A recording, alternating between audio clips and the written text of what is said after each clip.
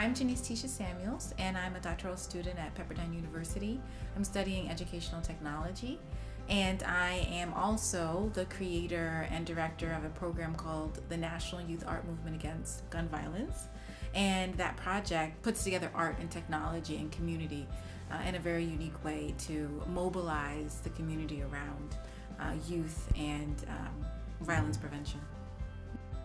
My name is Baumgartner, and I am a visual artist. I live in Los Angeles. I do a lot of teaching with different intersected communities like youth at risk in neighborhoods like Watts and Riverside and North Hollywood, and I also do outdoor installations, some with permission and some not.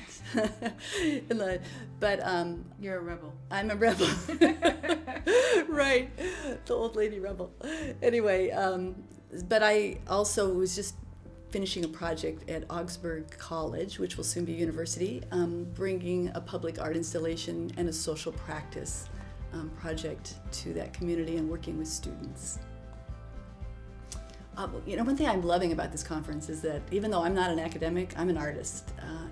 I actually work in the intersectionality place because I cite my work in public spaces, unexpected spaces, and I work with populations that are actually outside the normal stream of student. And I find that to be so empowering, and art, it makes such a difference. So it's great to bring art into this academic conversation and actually sort of expand the conversation beyond research and into actual practical, holistic outcomes that come from people being together and actually making and doing. And I completely agree with you because we are doing similar projects and similar things in life. But I am especially, intrigued and excited by all this conversation that is happening at the conference about identity and kind of the depth of that and how that affects learning and how that affects the influence of the student in the learning process, and then also the recognition of the teacher, the professor, in terms of dealing with that multiplicity within a classroom setting. And I feel like I honestly have never, I guess I'm bigging up the conference right now. That's a Jamaican term. Yeah. But I've never been in a conference where that is kind of a core theme. So that's enjoyable and in a nice learning experience. And then as for my project, it focuses a lot on identity, and that's what drew me to the conference. Was talking about identity and well-being, and in terms of addressing the issue of gun violence in the city of Chicago, and the fact that you don't see news reports that talk about the identity of the people who are most affected, and that doesn't really make a lot of sense.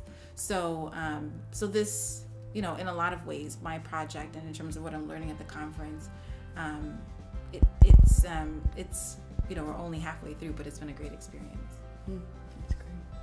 I got to bring a couple students with me, 3, and they were all part of the project. A couple of them have never really spent much out of Minneapolis before, so just coming to this conference and then having this audience and place to sort of talk and hear other things, so for them to be here with me and then our project to have a place here too just ups the game in a lot of ways for them specifically, but also I think their message, they've been able to tell everyone what it went on inside a student, and I think it's great to have theories and lead, but then to see what's actually coming back.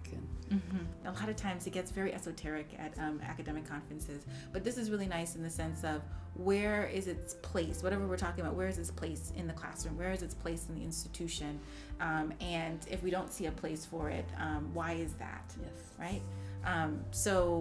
Those have been great conversations. Yeah. I love what you say about where is the place, because I think that's what the arts are always asking is where is our place? How can we get some funding? How can we get some attention? How can we get some space at the table? And so often that is not in the original budget. It's not driven by statistics or research necessarily in terms of outcome. And so we're always asking. You're asking for donations, I noticed in your piece, and it's important. You've got to fund this thing. Yeah. And same thing, Augsburg was incredibly generous in actually streamlining some money that actually brought me to the school a couple different times, help with supplies, just made a space, and I hope that'll be ongoing. And I know artists always have to ask, but I dream of the day when we could actually start with some space there. Yes. So. So our session was authentic learning, art and authentic learning engagement.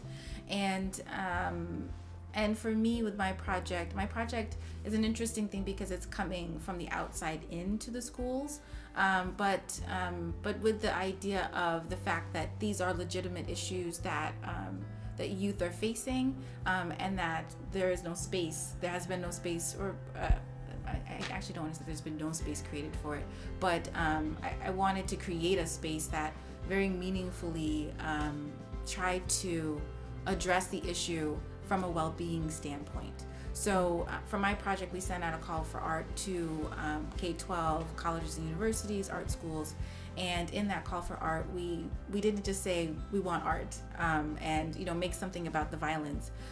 We laid out a plan of doing some exercises around identity and what does identity look like legitimately for you, your personal identity, and what are the perceptions that people have of you. Because that ties in a lot into the gun violence issue, right? Who are the victims and who are the perpetrators, and these stereotypical ideas that people have. And what I find personally interesting in the time that I've been doing this project is that you go into all different types of neighborhoods where, this is a serious concern, where lots of people are dying, lots of youth are dying. And I'm hanging out with those youth and they're kids, right? Yeah. They're children, they're young people. They're not this thuggish concept, and so identity is such a critical component in that way. And I'll say another part of what we do in terms of my project is we take it from the self-identity to the neighborhood identity, because people have a false concept of that. And what do you see as the identity of your neighborhood, and what are the perceptions? So the youth in my project create art around those ideas, and then that art's going up on billboards. And there's a technology, augmented reality, Pokemon Go-esque component to that, where you'll see the art, you'll be moved by the art, and you'll see also the youth artists who made it talking about why they made it, what they were inspired by, and then an ability to find out about an organization that you can actively participate and volunteer, and just kind of press the button on this mobile app. It's somewhat complicated, but I say all that to say the youth are putting out the message, but then the people who, then all residents in the city are interpreting that message, and then there's the end result of mobilizing both the youth and the rest of the community members to be a part of a violence prevention initiative. So there's so much intersection in my project. Yeah, it's amazing. I mean, really. Yes. We cited a public installation, and because it was public, I think that already is an intersection. We did it on the outside fence in a neighborhood, so it connected Augsburg students to their community. That was a big goal of it. And after that, we're looking, I think, first of all, those students that were involved are going out with an experience that will probably change the way they view public art, and also even community engagement, for having designed that project. But also, I think that the school has been changed by actually making and doing, completing something that was real and present, and that memory as well as that inspiration will channel it forward. So.